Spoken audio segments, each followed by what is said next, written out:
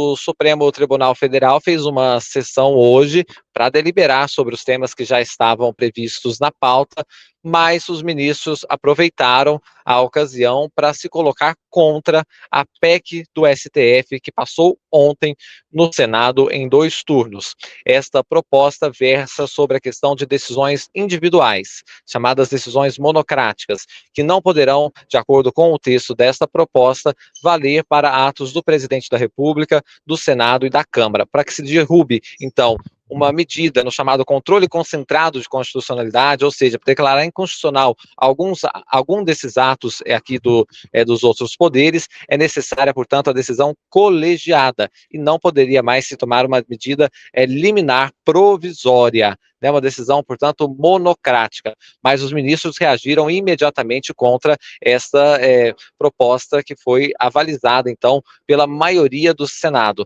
Foi uma maioria apertada, é verdade, e por isso mesmo aumentou muito a polêmica de Jacques Wagner, líder do governo Lula, no Senado, ter dado o seu voto decisivo por aprovar o texto ontem. Além dele, outros nomes alinhados ao governo, como Otto Alencar, foram a favor da chamada PEC do STF. O ministro-presidente da Corte, Luiz Roberto Barroso, foi o primeiro a falar na abertura da sessão. Vamos acompanhar? Gostaria de fazer uma declaração em nome do tribunal e depois, na sequência, também passar a palavra ao nosso decano, que, a meu pedido, também fará um pronunciamento. Nesse momento em que o Supremo Tribunal Federal é alvo de propostas de mudanças legislativas que, na visão da Corte, não são necessárias e não contribuem para a institucionalidade do país, cabe fazer algumas reflexões. Não há institucionalidade que resista se cada setor que se sentir contrariado por decisões do tribunal quiser mudar a estrutura e funcionamento da Corte. Não se sacrificam instituições no altar das conveniências políticas. O Senado Federal e seus integrantes merecem toda a consideração institucional do Supremo Tribunal Federal e, naturalmente, merecem respeito às deliberações daquela casa legislativa.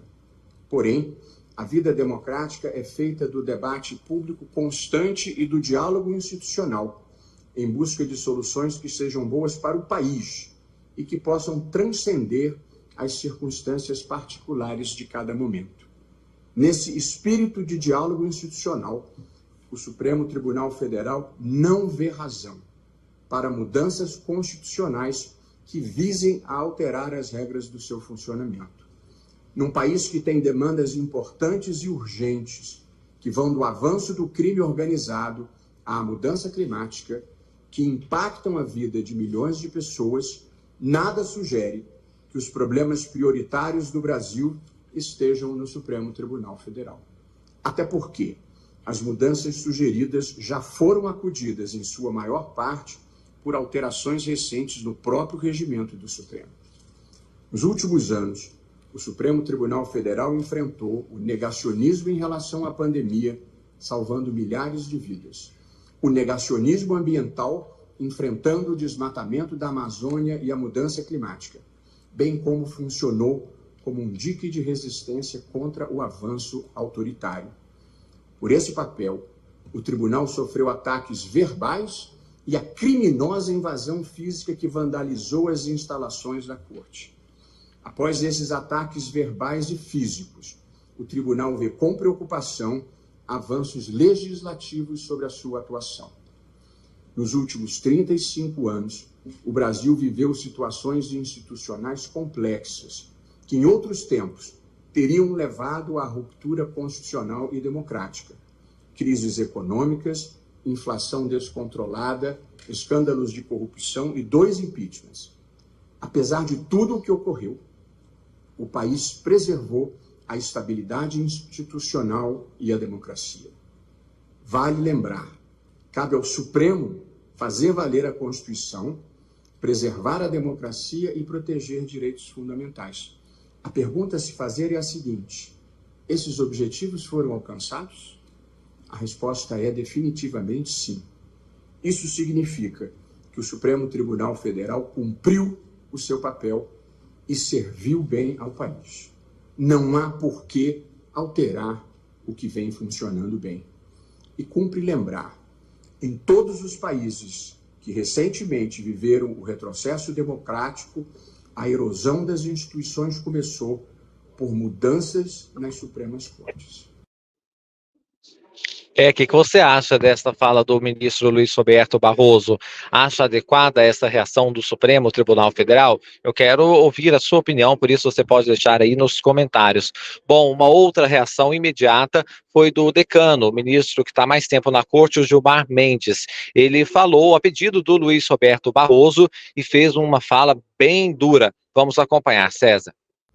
O fato é que este Supremo Tribunal Federal, sempre atento às suas responsabilidades institucionais e ao contexto que o cerca, está preparado, não tenho a menor dúvida, para enfrentar, uma vez mais, e caso necessário, as investidas desmedidas e inconstitucionais, agora, eventualmente, provenientes do Poder Legislativo.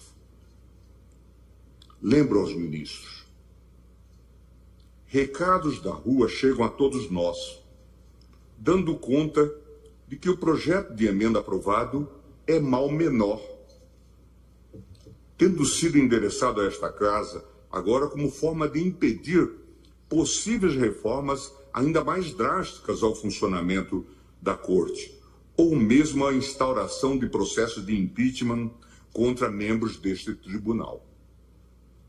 No particular, senhor presidente, é preciso altivez para rechaçar esse tipo de ameaça de maneira muito clara. Esta casa não é composta por covardes.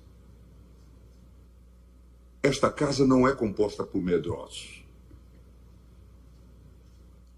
Cumpre dizê-lo com a serenidade, mas com firmeza, e com o desassombro que esse tipo de investida exige de todos nós, membros desta casa multicentenária. Este Supremo Tribunal Federal não admite intimidações. Pois é, falas fortes do ministro Gilmar Mendes. Deixa um comentário aí seu,